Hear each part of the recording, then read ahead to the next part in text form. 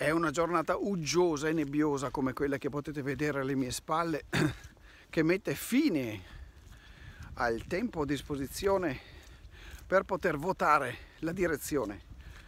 Ci siamo lasciati nella puntata numero 6 con il dilemma della scelta tra direzione destra, quella che riporta al bivio numero 1, e la direzione sinistra, quella che riporta invece al bivio numero 3. Subito dopo la sigla andremo a scoprire dove ci porta la direzione destra scelta dalla maggioranza di voi.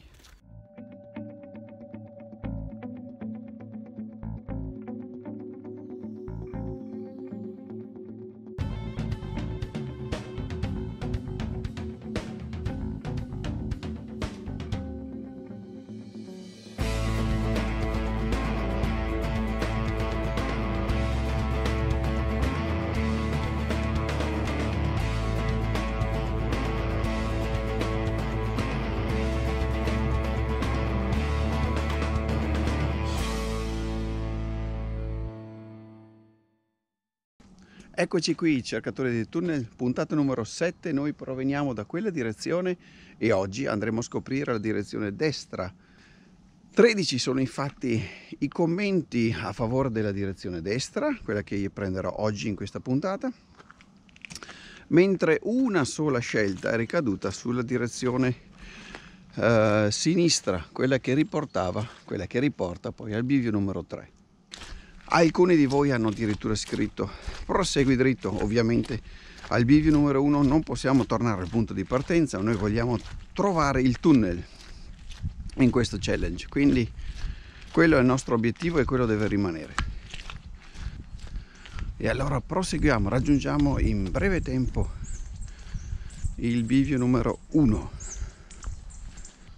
Sulla strada che riporta al bivio numero 1 vorrei farvi notare come in queste parti di bosco, quella a cui ci stiamo avvicinando, questa con vegetazione bassa, con vegetazione mista, con arbusti e pianticelle giovani, è il terreno ideale per trovare o meglio per imbattersi in qualche capriolo. Non è la prima volta infatti che mi capita di trovarne qualcuno. Il capriolo è un animale molto timido che non appena sente un rumore diverso da quello che sente di solito, un balzo e via. I balzi del capriolo possono raggiungere i 6 metri. Eccoci qui, siamo tornati al bivio numero 1, il primo che abbiamo incontrato in questo challenge. Troviamo il tunnel, di fronte a me la direzione che ci porta al punto di partenza.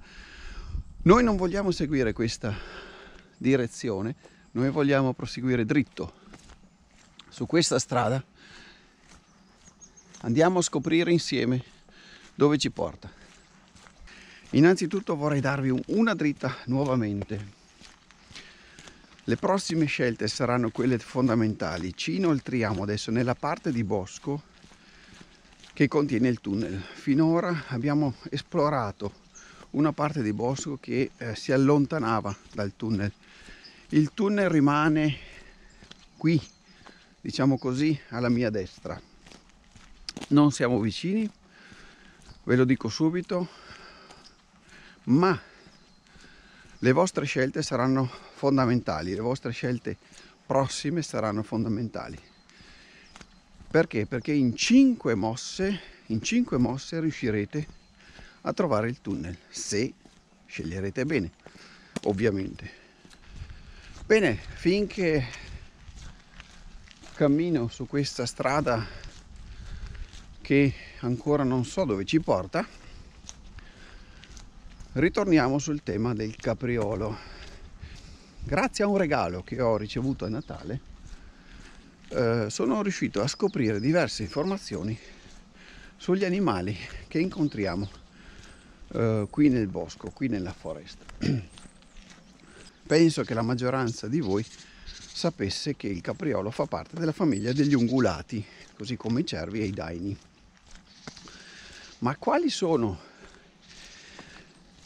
i tratti caratteristici del capriolo? Quali sono le distinzioni che riusciamo a fare tra i tre animali?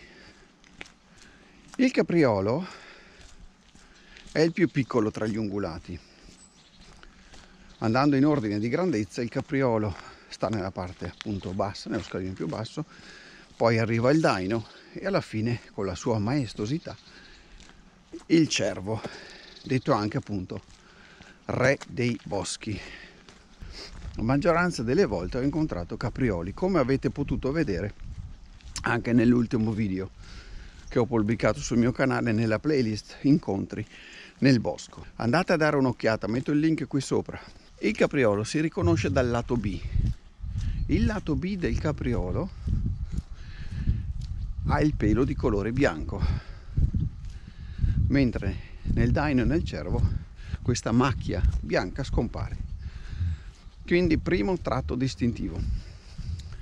Il capriolo raggiunge un'altezza massima tra gli 80 e i 90 cm, molto piccolo rispetto al cervo. Predilige zone di bosco come queste che vedete ora, dove c'è un miscuglio tra arbusti e piante giovani. Parlando recentemente con una cacciatrice, sono venuto a scoprire che i caprioli imparano crescendo quali sono le zone di bosco più frequentate dagli umani. Questi buchi, chiamiamoli così, queste fessure, sono molto probabilmente passaggi di caprioli che dal sottobosco, molto scuro credo nelle immagini, permette di raggiungere la strada principale, questa che ho alle spalle. Per esempio,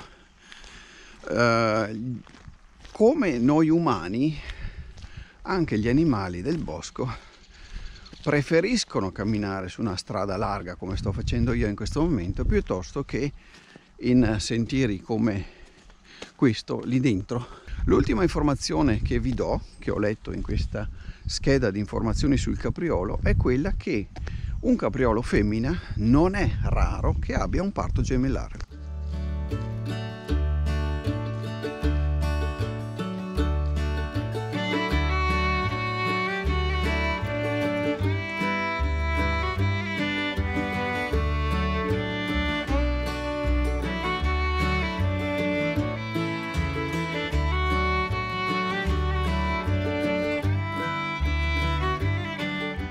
Se non erro ci stiamo avvicinando al prossimo bivio, il numero 5, ho perso il conto, no, numero 5. Se andate a riguardare tutti i video dovrebbe essere il numero 5 quello a cui mi sto avvicinando. Eccolo, lo vedo. Ci siamo, è tempo della prossima scelta.